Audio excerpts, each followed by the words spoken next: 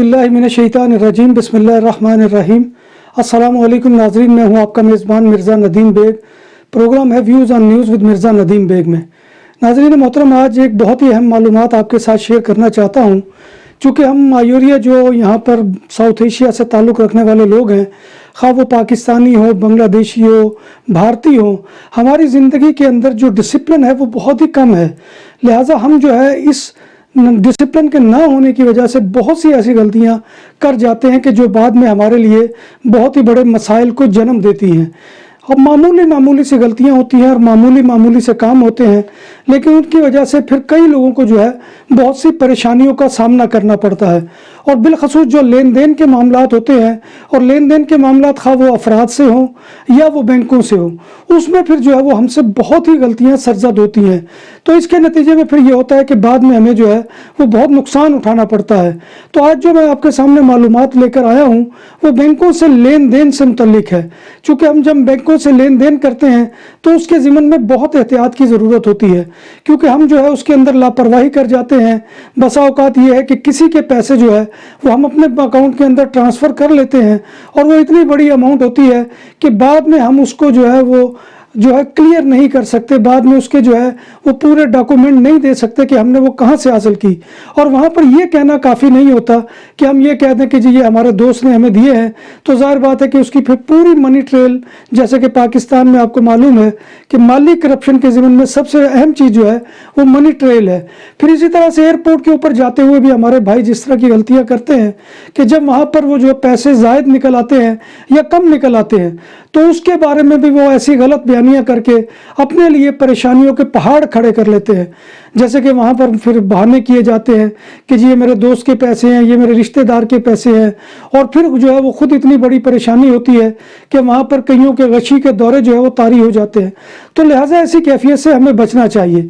आज की जो स्पेशल गुफ्तगू है वो सिर्फ बैंक के हवाले से है कि जान लीजिए कि बैंक के अंदर जो है वो जब आप 3,500 यूरो से ज़ायद या 3,500 यूरो तक जो है वो रकम जमा करवाते हैं, तो फ़ौरन जो है वो आपका डायरेक्ट मालूमात जो है वो असिंदे की तरफ जाती है।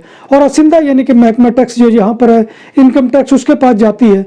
और जाहिर है कि फिर उसको जो है वो आपको प्रूव करना होगा। इसी तरह से निकलवाते हुए भी यही कैफियत होती है। यानी आपने अगर 3,500 यूरो जमा करवाए हैं बैंक के अंदर और बैंक के अंदर से निकलवाए हैं, तो आपका जो है वो डायरेक्ट असिंदे के साथ जो है वो मामला होगा, और असिंदा जो है वो उसके ऊपर आपसे पूछ गछ कर सकता है कि आपने इतनी बड़ी रकम कहाँ से ली। ये एक अलग बात है कि किसी शख्स की तनख्वाह हो सकती है, अगर तो उसकी तनख्वाह है तो जाहिर बात है कि वो माहाना बुनियादों पर आ रही है। बैंक को भी पता है कि उसकी नॉमिना है, ये सैलरी शीट है उसकी जो है उसमें ये तनख्वाह जो है वो जमा हो रही है।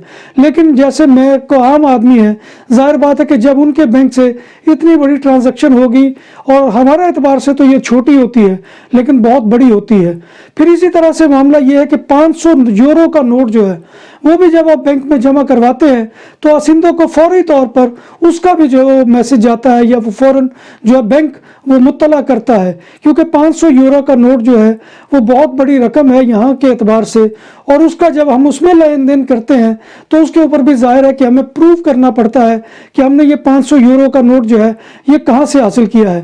लिहाजा ये सारी चीज़ें जो है ये करते हुए हमें जो है वो दामन जो है उस एहतियात का उसको मलहूज़ खातर रखना चाहिए, और इसमें किसी किस्म की जो है वो कोई गलती जो है वो ऐसी सरजद नहीं होनी चाहिए। जब बात हो 100% हलाल खानों की तो एक ही नाम, आदल तंदूरी रेस्टोरेंट। बार्सिलोना में मेहमान नवाजी का पहला नाम आदल तंदूरी रेस्टोरेंट।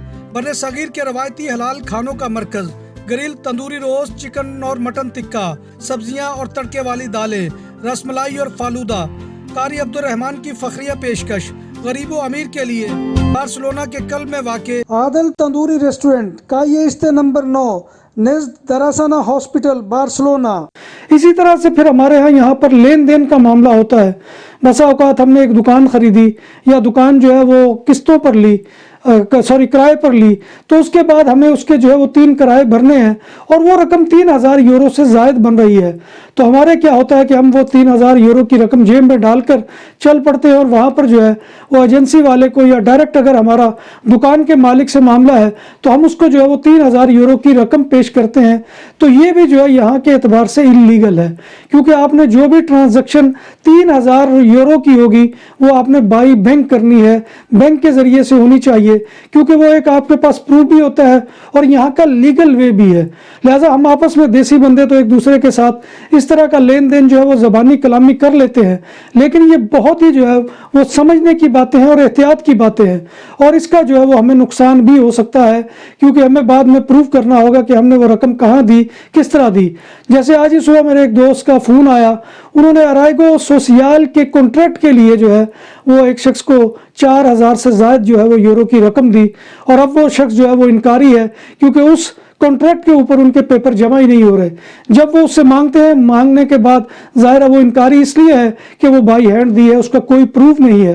تو لہٰذا کوئی بھی بڑی رقم ہو تو اس میں خدا را جو ہے وہ بے شک 2-3 لوگوں کے ذریعے سے آپ جو ہے وہ ٹرانزیکشن کروا لیں, لیکن بینک کے ذریعے سے کروائیں تاکہ آپ کو کل جا کر کہیں پر کلیم کر سکے.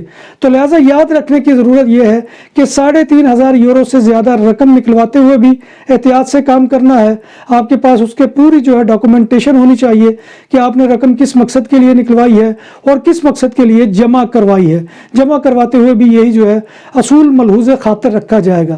اور پھر میں نے آپ کو جیسے کہ عرض کیا کہ 500 یورو کا لین دین بھی بینک سے کرتے ہوئے احتیاط کیا جائے, کیونکہ 500 یورو کا جو یہاں پر لین دین ہے اس کے بارے میں اچھی خاصی پوچھ تاچھ ہوتی ہے, کیونکہ 500 یورو کا نوٹ ویسے تو مارکیٹ میں سرکولیٹ کر رہا ہے لیکن اس کی اس طرح سے کیفیت نہیں ہے.